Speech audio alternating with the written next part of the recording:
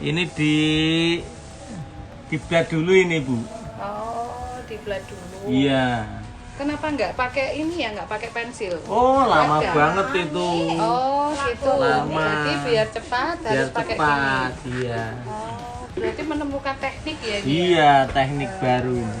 Oke Pak Nuk, kasih salam halo Ami gitu. Halo Ami, selamat datang di workshop kami. Oh, Sukses oke. selalu. Amin.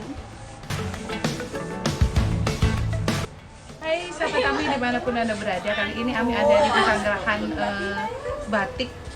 Nah, ini termasuk salah satu rekan Ami atau apa ya, sahabat saudara yang membantu Ami kalau Ami butuh untuk batik-batik, karena ya di sinilah biasanya selain di Jawa Timur, di sinilah Ami sering kumpul-kumpul membatik. Dan ini merupakan pesanggerahan di mana kita mengkolaborasikan semua teknik, semua warna-warni dengan sangat indah sekali. Jadi kita bisa berkenalan dengan mereka semua ya. Oke, ciao.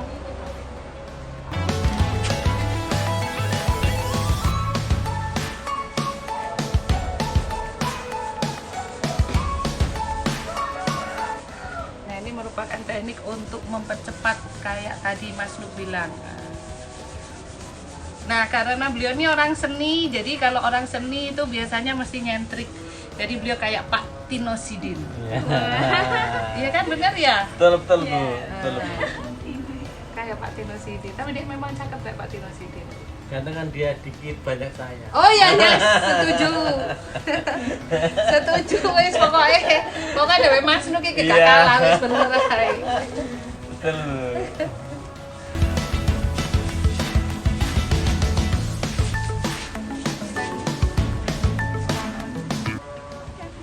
Jadi sahabat Ami ya, ini warnanya mau merah sama dasarnya hitam. Jadi kalau kita mau kasih pewarnaan, jadi yang merah ini dimerahin dulu, habis gitu ditutup malam. Setelah ditutup malam baru nanti langsung dikasih hitam.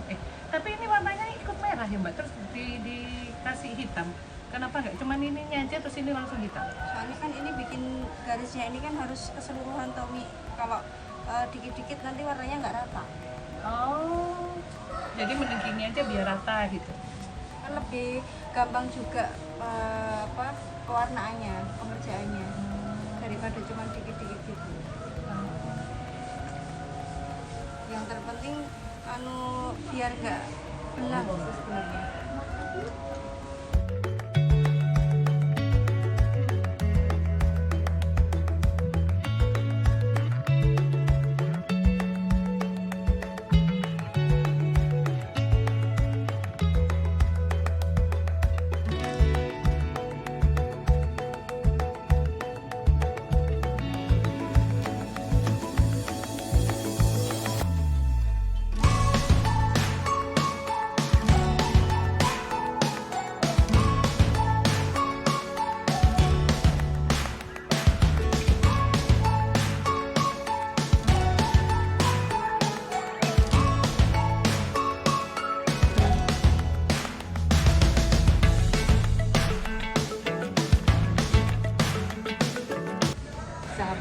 Sahabat, kenapa mbaknya, kenali dulu deh namanya. Kenali namanya siapa Mbak? Mbak Sam.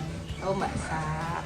Kenapa Mbak Sam ini kok nggak pakai pagangan untuk nyampirin kainnya?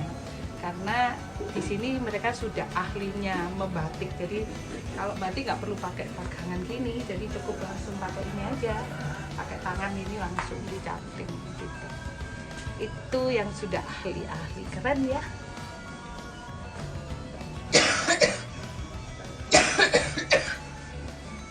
Batuk tidak keren.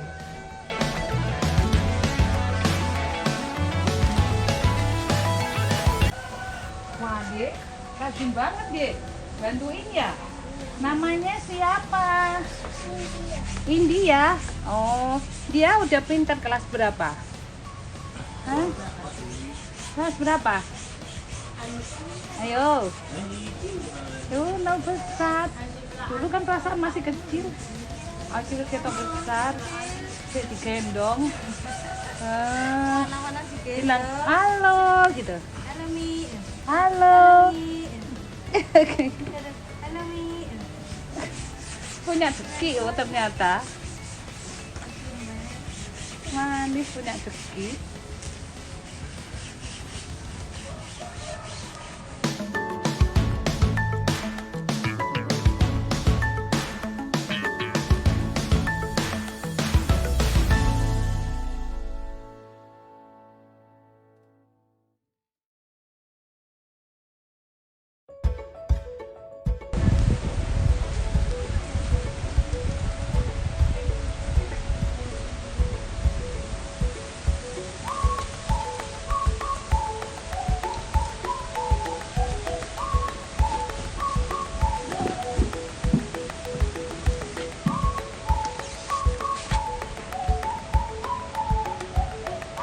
Nah, ini adalah teknik pelorotan malamnya, sahabat-sahabat ya.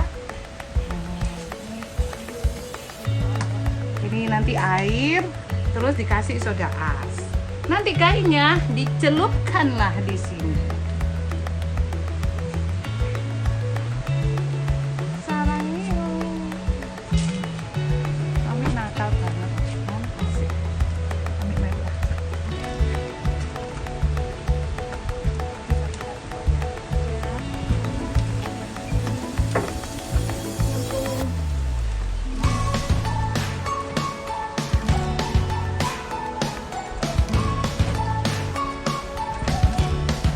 Biar malamnya ini semua.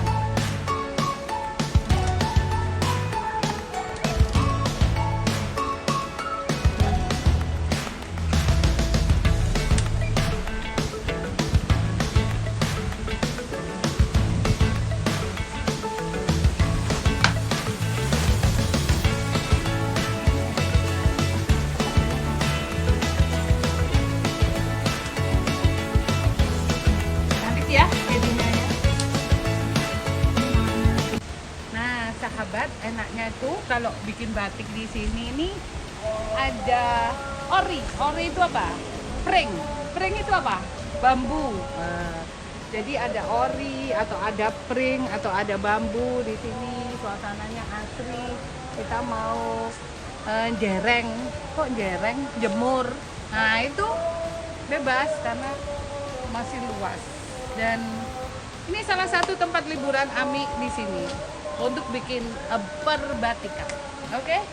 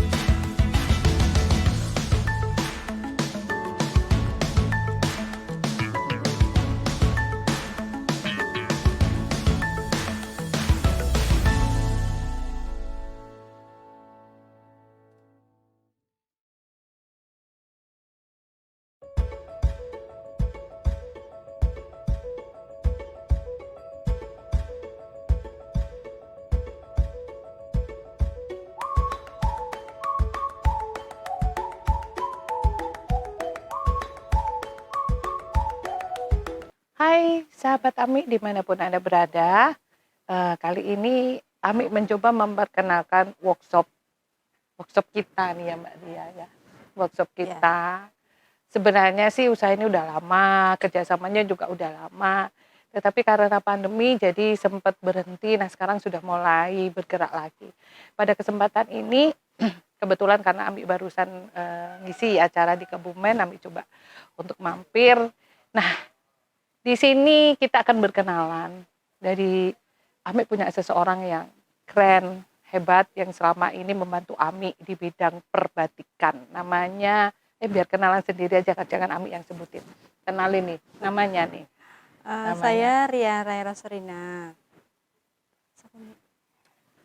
Namanya Mbak Ria Rosrina, bagus ya namanya Ria Ros. Jadi dia ahli batik, desain batik juga bisa. Jadi kalau ada pesanan gitu biasanya kalau Ami pusing desain, beliau dikasih tahu arahnya. Nanti mintanya harusnya ini, beliau bisa.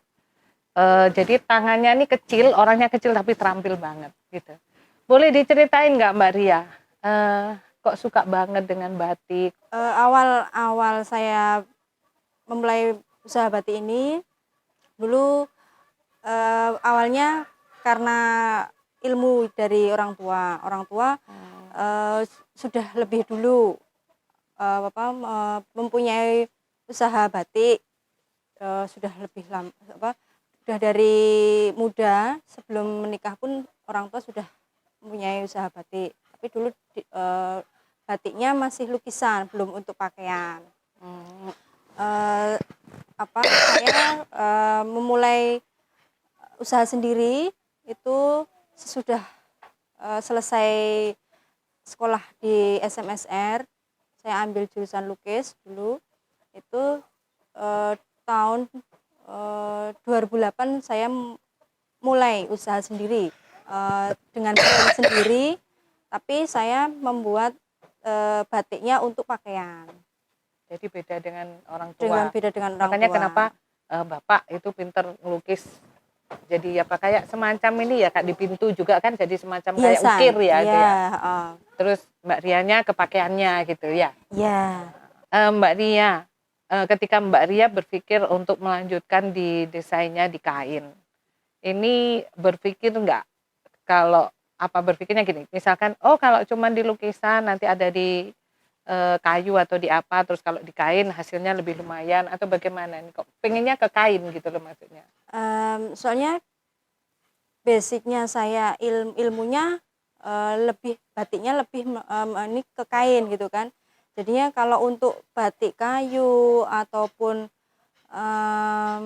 kulit itu ilmunya saya belum banyak. Jadi kalau untuk dijual saya masih belum pede. Maksudnya